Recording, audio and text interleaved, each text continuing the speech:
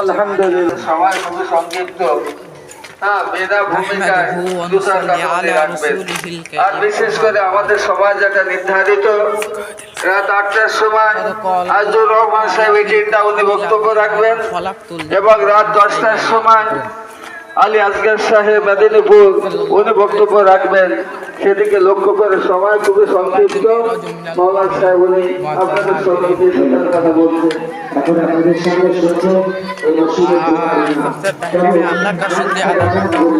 उसके बाद हमारे नबी